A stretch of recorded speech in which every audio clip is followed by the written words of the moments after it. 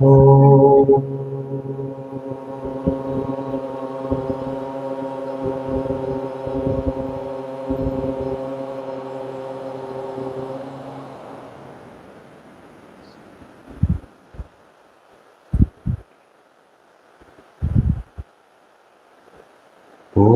Shri Ganeshaya Namaha. Om Shri Saraswatyai Namaha. Om Shri Gurubhyo Namaha. Om Samasta Jana Kalyani Miratam Karunamayam Namami Chinmayam Devam Sadgurum Brahma Vidvaram. Om Mukam Karoti Vachalam Pangum Langhayate Girim Yatkripatamaham Vande Paramanandamadhavam. Om Shruti Smriti Purananam Alayam Karunalayam Namami Bhagavat Pada Shankaram Lokashankaram.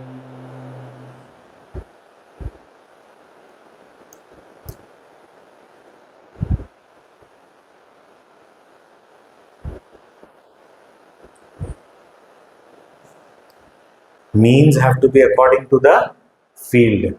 I cannot use the same means to gain knowledge of everything. If color is known by seeing, sound has to be known by hearing only, not by seeing. If smells are known by smelling, I cannot know it by touching. So, according to the field of knowledge, I have to have the means of knowledge. Now, based on the Pratyaksha Pramana, slowly I will start using Sanskrit terms. Okay, then I will not keep translation so that you get more familiar. So, slowly, when I understand the Pratyaksha Pramana, direct perception, based on the direct perception, I also have certain knowledge which I am not directly seeing. I am seeing something else, but because I know a correlation, I am inferring something else. For example, when you wake up, sometimes you see smoke on the hills on the other side. The smoke. Now you are seeing smoke, but what is the knowledge that is taking place inside? There is fire, right? There is fire. Are you seeing fire? Morning, you are not seeing fire. Morning, you are seeing only smoke. But when you see smoke, the knowledge that is taking place is it is burning. How did you know? Because there is a correlation that if there is smoke, it can rise from fire only. This correlation is there. And that correlation I know. Therefore, based on that, I infer. In simple terms, it is called logic. I use logic. That if it is there, this. You are standing outside. The windows, the curtains are drawn. You can't see inside. Okay? Standing outside, you know that such and such person is sitting inside. How will you know? How will you know? You are standing outside, you are not able to see inside. But standing outside, you know that such and such person is inside. How will you know? That person is not talking, not doing anything, just sitting silently. How will you know? Chappals are outside. You see the footwear, but there has to be a correlation that that person always uses the footwear going everywhere. Otherwise, there are people who live at one place and roam around. So then that correlation is not there. But if the correlation is always there, then this person always takes his footwear wherever he goes and they are left outside. Means this person is sitting inside. Inference. This is logic. This is what is our simple. There are mangoes in a basket. There are 25 students in the class. Each student gets 2 mangoes each. Then at the end there are 10 mangoes left. How many mangoes were there in the beginning? So now, what do? I don't want the answer, I know. I know you are very good in mathematics. But the answer is not important. The process is important. We are talking about means of knowledge. How do you arrive there? Do you start with? What do you start with? Number of fruits in the basket in the beginning. Let it be X. Then find that X. How? When 25 students each got 2, when 25 multiplied by 2 is 50, and 50 and plus then 10 still left, so 50 plus 10, 60. So X is equal to, okay? Logic, this is a logical deduction. But in logic also, do you need faith? Faith required? Even in logic, in this example itself, assuming number of mangoes in the basket in the beginning is X. X is unknown, right? But don't you have faith in that unknown? You don't know what is X, but you have to have faith that I will get to know. So let me start calculating. And eventually I'll get there. I will know what is X. And the moment I know what is X, the value of X is found to be 60, then do we need X? Do we need faith in X? Nothing required. Now I know. So why is faith required? In order to know. Faith is also a means of knowledge. But faith in what also is required? To know history. Can you use direct perception? What happened in the 17th century? I want to know. Show me. Then only I will believe. Show me. I don't believe. You show me. Possible? Direct perception possible? Such a demand is foolish. Sorry, you're late. You should have been born earlier. Then we could have shown you. Even then we could not have shown you. You will have to see. But you could have seen. How not possible? You can't use direct perception. Okay, inference can you use to know history? Logic. I'm a very logical thinker. So according to logic, I think this king must have fought so many battles. Why? Because his name itself logically says that he, I don't know, what logic? In history? Logic can't work, inference cannot work. By the way, this inference is called Anumana Praman. Direct perception is called Pratyaksha Praman. Inference is called Anumana Praman. And the word of a person who knows, which is the means to know areas of knowledge like history. Any IB student here? IB diploma student? No one. There is. Study TOK. This is what is TOK. We study TOK, but not Tattvabodha. Tattvabodha is much advanced than TOK. Introduction of Tattvabodha is TOK. Then further we have to study. TOK means theory of knowledge. So Pratyaksha Pramana for history, not useful. Anuman Praman, not useful for history. What do we need? We need verbal testimony. We need somebody who knows, who has seen, or who has verified to tell us this is what happened. This is called Shabda Praman. The word of a person has to be taken. Authentic word. It's called Shabda Praman. So based on the field of knowledge, the means of knowledge have to be employed. And we have the right means, the right knowledge will be available. Now history also, what would be the most authentic source of history? Someone who has actually experienced or gone through, who was present there. Otherwise, it will be slowly, it will become versions. That's when we lose the authenticity. But if we look at original works of a person, then authentic. That person was there to witness and then has written.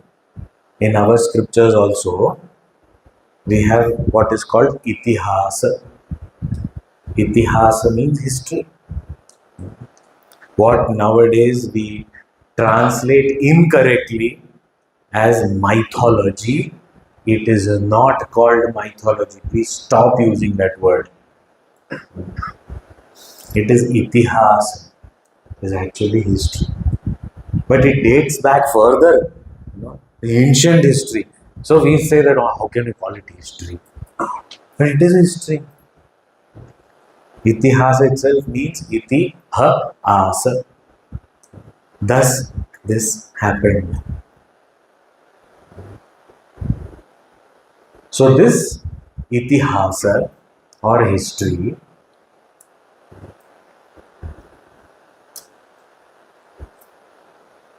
what are the itihasas? Ramayana and Mahabharata. These two are itihasas in our scriptural world. These two are written by whom? Composed by whom?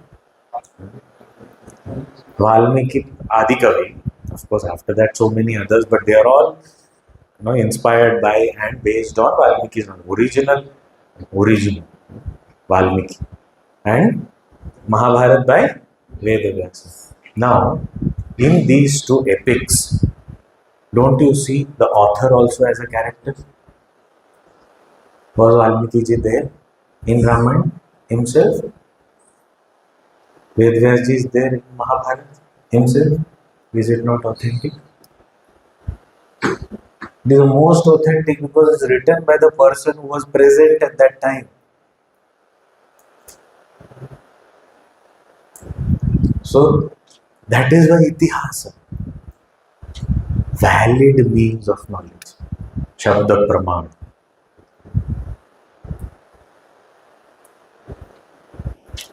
If a book is written by some physics professor and suddenly somebody finds a manuscript written by Archimedes or Newton or Einstein, what will you give more importance to? Original. Even if it is in Greek and Latin, you may not understand it. You will study the language so that you want to understand what Einstein has written.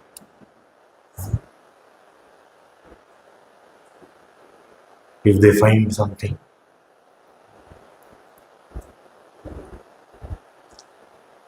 Vasco da Gama, he came to the shores of India in 1498. So how he found India,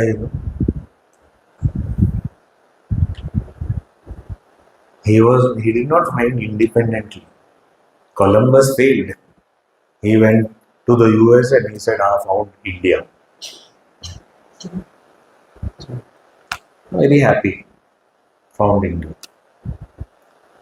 He did not, so he just tried, straight away went there. And these people, Vasco da Gama, afterwards many people tried. They had to come all the way around and then come to India. They had heard so much about India. Wanted to go there. But how he reached. Now, many people don't know this, but an Indian businessman, and some people say he was from Gujarat. I don't know that. That is not, I don't know that part. But there are people who say that. And we can say businessman from Gujarat makes sense. And West Coast. See, so it goes. Nothing. So apparently, he went to the southern tip of South Africa, Cape of Good Hope, and there he met this businessman. And he was so excited, I am going to India. We keep going and coming. He was a trader. So he took help. Vasco da Gama took help, and his ship was taken along with the fleet of this businessman and brought them to Kochi port. Now, this piece of information I shared not only to understand that we were much more advanced than the rest of the world in terms of even sea trade. We were not explorers, we were traders. Exploring had happened long ago. The point is, how do you validate this information? Have you heard this before? This is the first time you heard it. Swamiji must be bluffing, just to make us feel some made up story. It's not. You should go to original works. Vasco da Gama has written some volumes of his experiences, of his explorations. In that, he has mentioned with the name this person, Indian trader. Now, what we are interested in this whole thing is validity of knowledge comes from the original source. And if you are in tune with that original source, then you become the valid means. That is why Veda is considered as Pramana, Prabala Pramana. For what? For every field of knowledge it is considered Prabala. Every field of knowledge. But every field of knowledge need not be exclusively dependent on just studying the Veda. Because some things like directly you see, for example, chemistry. There is a lot of chemistry in Veda. Rasayan Shastra is there. But you don't need only to study Veda just to know chemistry. If you make some element, you see the result. It is verified. Oh, what? So only by studying Vedas you will know, not necessary. By studying Veda, of course you will know. But it is not inevitable. Okay, I can. But in certain areas, you need Veda as the only valid means of knowledge. Prabal Parama. And what is that? Those things which are beyond the scope of our senses and mind, you need the Veda. Anything in the scope of our senses and mind, you can know by other pramanas. Like Pratyaksha or Anuman. Veda is Shabdavani. But Pratyaksha Pramana and Anuman Pramana can be known in the fields which are in the scope of our senses and mind. But that which is beyond our senses and mind, to know such things, you have to go to Veda. You have to have the verbal testimony. And Veda is discovered knowledge, not composed knowledge.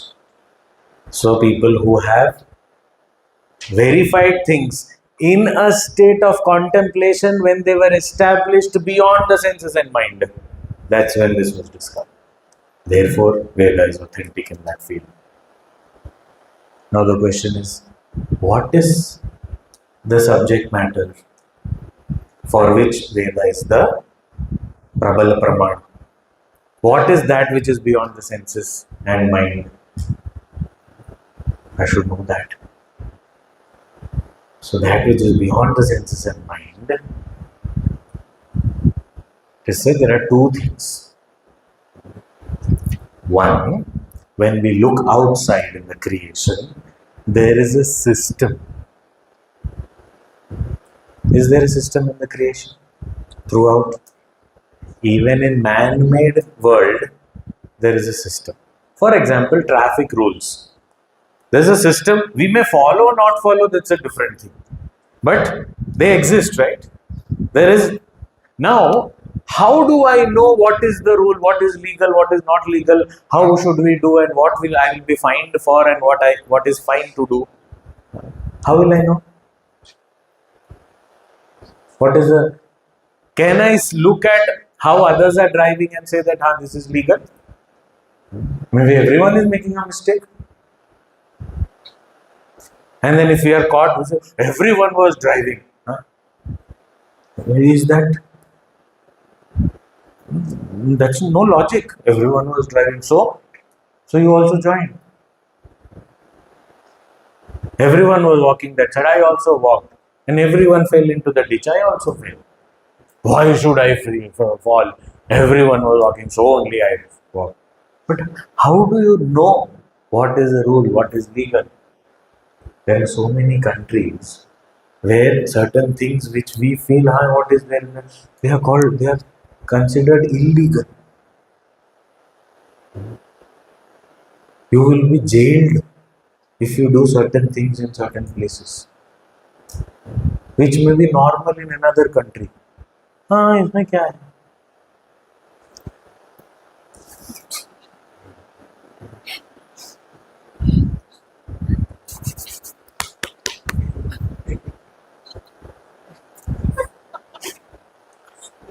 Normal.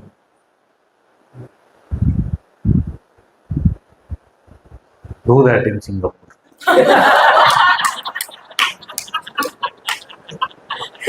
And see.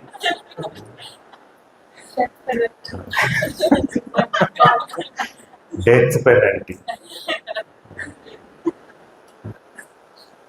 Jump at red light. $2,000 fine. Yeah. not. ये तो होता है India में तो चलता है. See, India also it is not legal. चलता है does not mean it is legal. So many people to deal with, so they can't catch each and every person. There are fewer people, smaller place. All cameras are all set up, ready. So it is easier to manage. But that is just because you are not caught does not mean it becomes legal. So the point is, how will I know what is the rule? What are I have to go to a book of rules, right? That's where I will know. I cannot know by people's behavior. I cannot know by direct perception. I cannot even think logically and say, logically this is what should be the rule. But sometimes the rules are not logical. Whatever is, that's all. It may not fit into our logic. That does not mean it is illogical. So to know these systems, rules, laws, I have to go to a book called Constitution, and it is different for every country. I have read the Constitution of India. Anywhere in the world I cannot apply that. I have to know the Constitution of that country to know what is right and what is wrong there. So this is beyond the scope of our senses. I cannot just see and follow or know. I have to see the book. So this is beyond the senses. This aspect, the system that supports everything and keeps everything united, is called dharma. So what is this beyond the scope of senses and mind, for which Veda is the pramana? One aspect is dharma, which is external aspect, where we look at the world and we want to know what is the system that is followed, where I also have to conform to it. That is called dharma. And the other, looking within, to know who I am. What is it that is making my senses and mind work? What is that consciousness that is functioning through my instruments and making them work? What is it? If that which is making my mind and senses work, that will not be in the scope of my mind and senses, right? It will be beyond it. That aspect is called Brahma. Brahma, or the truth, ultimate reality, infinite consciousness. So what is the main subject matter of the Veda for which it is a valid means of knowledge? Dharma and Brahma. Okay, clear? So far clear? Now, this Veda is distributed in different parts. The Dharma aspect forms the major chunk. There was so much of variety, so many fields. In every field, what is the system? See, system means, for example, when we say physical properties of particular object, let us say a metal, then they have that metal will have chemical properties also. So there will be lots of different properties. Properties means what? What is the system it follows? Means what is its dharma? There are some metals which can be drawn into wires. It's called, they are ductile. Some can be beaten into sheets. They're called malleable. Some are good conductors of electricity. Some are good conductors of heat. These are all properties. Means what? What is the system?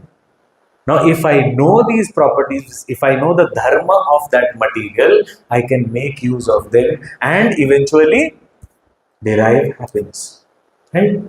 So, all these various fields of knowledge to understand dharma of each and every aspect, it is a vast repository of knowledge is required. And all this is discovered not through laboratory testing. Laboratory testing happened later. First it was discovered, then they tested it. So all these works of dharma, the knowledge body of dharma, forms 80 to 90% of the chunk of Veda. Obviously it has so much. So this part is called in the Veda as Karma Kanda. The section of action. Why is it called karma? See, when you know the dharma, only then you can do karma. Means when you know the system, how something works, that's when you can engage. Otherwise you can't. And why do you know the system? Why do you need to know the system? So that you can engage. So it is meant for action and it is a means of action. Now how is it described? It is described as a yajna, a fire sacrifice. A yajna has to be performed like this. These are the rituals, these are the steps. And you say, what is this? Where did this come from? I'm a student of science. Arey Baba, you read it carefully. You will get all the science there in one description of the yajna. That you do this, it will talk about if you do this, this is the result you will accrue. Is it not Newton's third law of motion? Action has an equal and opposite reaction. If you do this, you will burn yourself. If you do this, you will go to heaven. If you do this, you will get lot of wealth. Laws of scientific laws. You use this. This is what you have to offer this oblation when the fire is red in color. It will turn red in color when you offer this particular thing. Are you not talking about science there? So these rituals were all, even there are shapes of bricks, sizes of bricks, weight of bricks, material used to make bricks, the process of making bricks, not even talking of yajna, the preparation of yajna. See, entire field of knowledge. This is how it was packaged. And everyone was doing yajnas. So they knew everything naturally. They were not given that burden. Now you have to study physics. Now physics class over. Next, go for studying biology. No such burden. Come on, let's do yajna. And studied everything. There was also this Bali Pratha and all. It is a study of animal behavior. Bali Pratha did not mean killing of animals. Animals were never killed in our yajnas originally. There was a middle period where people misinterpreted things and just did whatever they felt was right, but it was complete misunderstanding. Originally there was no animal killing. Vedas proclaim ahimsa paramo dharma.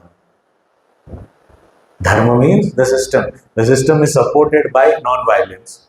And then that same Veda will say that you have to cut an animal. Bali is not cutting an animal.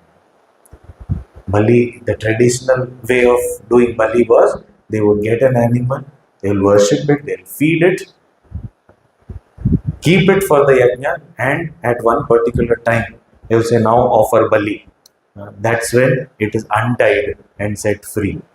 Run away. Means what? Our animalistic tendencies, which we have been worshipping and feeding all these years through this yajna, I am giving them up. Run away from me. Go away. It is an animal behavior that is talked about. Is it not zoology study? Think about it. Not human psychology, animal psychology we are studying. And saying how it is influencing. We also have those tendencies and we have to get rid of them in order to live a civilized life. And therefore, if you want to perform a yajna and get the full benefit of it, you have to perform Bali. And what is Bali? Let go of your animalistic tendencies. What depth of knowledge. Packaging was different, that's all. Karma Kanda. Performing such Karma Kanda according to Dharma, according to the understanding of the system, when people lived such a life, naturally, out of living such a life, they progress to the next stage, where they themselves became purified, peaceful, and wanted to delve within. Enough of doing this. Now, let me turn my gaze. Let me elevate myself from whatever I am doing. Till when am I going to study all these things? There has to be some time, okay, I want to do something greater. There are some actors, newly coming to act. They want to establish themselves and they look for roles, different kind of roles. They're experimenting things and working on their own skills and all. And they succeed slowly, they get a break, and slowly they start succeeding. They become established actors. Does it stop there? Then you say, next, I want to become producer. I should have production house. And I will promote my son, my daughter, my nephew, my niece, my family. I will promote them. Production house. After that, does it stop there? Now I am very well established. I have a lot of wealth. I am very famous. So now next, what should I do? Join one political party. Contest the elections. Become a neta. Don't you see this journey? Election. After that, you succeed. You become a neta. Do whatever you think you should be doing. And after that, give up. Now enough. Now what? Now I want to sit and write a book of my experiences. Nobody is interested in my experiences, but I want to write a book. See, inward journey starts. Retired, too much of limelight, too much of attention. Enough now. The celebrities, they have two problems. One problem is when people don't recognize them. They go, who are you? Who am I? You don't know me? They'll take an offense. And other problem is everyone recognizes them.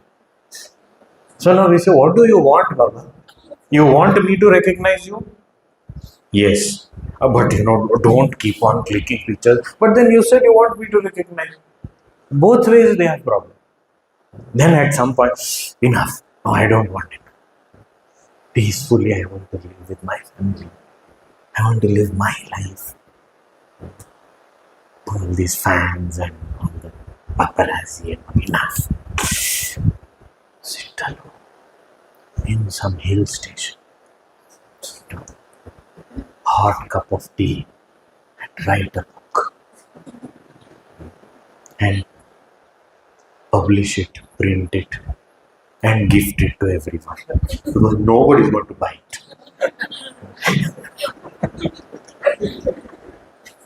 See, this journey, very natural. You see so many such journeys. Natural journey. So these people also, once they work according to dharma, do all these actions, discover so many more things, and then at some point, want to go with it. Elevate themselves. And that is called Upasana Kanda, the next section of the Veda, where they work on the tuning of their mind. They work on going within. How to live a quality life. I've done enough outside. Now, I want to live for myself. I want to live a quality life. So turn. I want to live for others. I want to go within. So this is a step by step. And then live for others also drops. I say, I want to know myself first. Then further ahead. Who am I? How do I discover myself? Am I all these instruments? This body, these senses, this mind. Am I all this? Or something beyond this? How do I know? I want to know myself. The last section, which is called Jnana Kanda, the section of knowledge, the section of action, the section of Upasana means devotion or contemplation, and the final section of knowledge, Jnana Kanda. This Jnana Kanda is called, the last section of Vedanta is called Vedanta, Vedanta. So know the name, your meaning of your name also. Anta. Anta does not mean end. I have this copy of Veda. Its last 5 pages are very interesting. Why? It's Vedanta. The rest all this is Vedadi. This Vedanta, the last pages are very nice. I am interested in the last page. It is not like a book is there in the last pages. That's not Vedanta. It's not the end. Or it is not the end of knowledge. Veda Anta, or knowledge over, finished. Not that. Vedanta means where does the Veda want us to reach ultimately? Ultimately, the Veda wants us to reach our own self, to know myself. That is called Vedanta. The knowledge of myself. Brahma Vidya. Knowledge of Brahman. That is also beyond the scope of our senses and mind. So through dharma, I qualify myself to reach Brahman. This Vedanta is also called as Upanishad. Another name for Vedanta is Upanishad.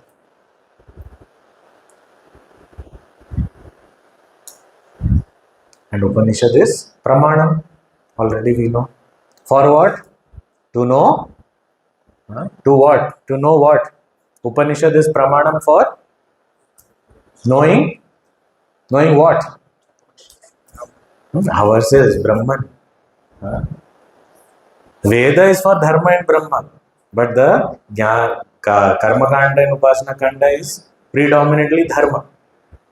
Upanishad or the Jnana Kanda is to know Brahma. Praman.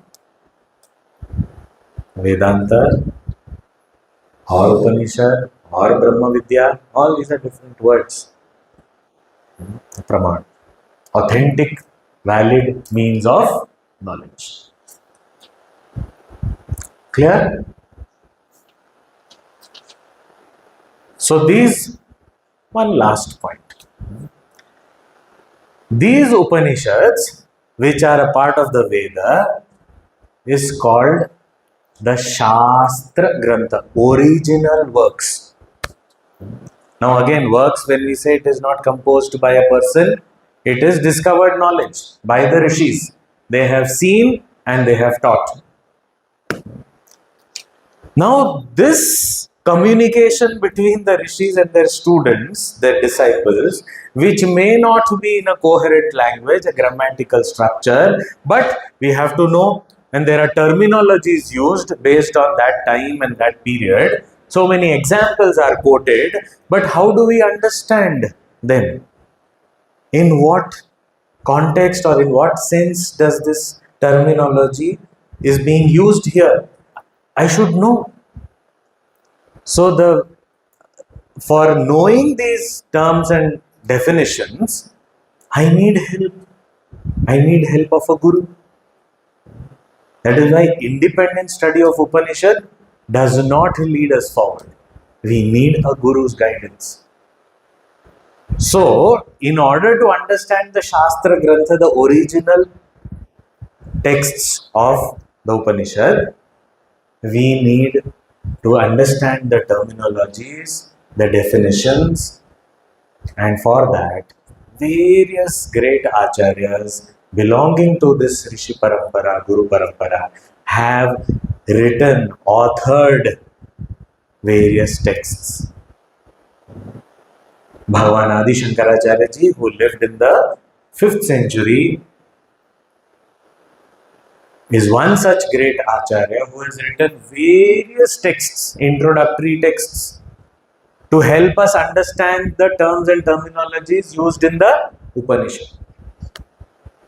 To make us understand the concepts given in the Upanishads in a structured manner, because the rishis may not have given it down in a structured manner because they were in that realm. They were not sitting and step by step giving. It was intuitive knowledge. Intuitive knowledge cannot be structured. You understood. Okay, now tell me step by step, how did you understand? Can you? It's an experience. So it's a broken language. You won't be able to understand. So the concept also has to be structured, systematized. The terms and terminologies have to be explained, defined. And that Shankaracharya ji has done in various texts, introductory texts, which are called prakarana grantha. Introductory texts, preparatory texts, prakarana grantha for Vedanta. So Vedanta prakarana grantha, these are called. And the basic Vedanta prakarana grantha, from where our study begins into Vedanta, is Tattvabodha. Okay. We should know what we are going to study. So this is the doorway to know the secrets of the universe and the reality of oneself. Clear? Right? So we will enter into the text in our next class. Okay?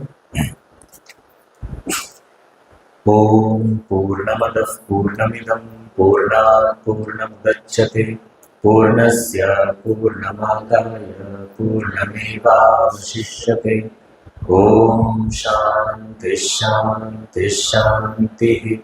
Hari Om Shri Gurubhyo Namah. Hari Om.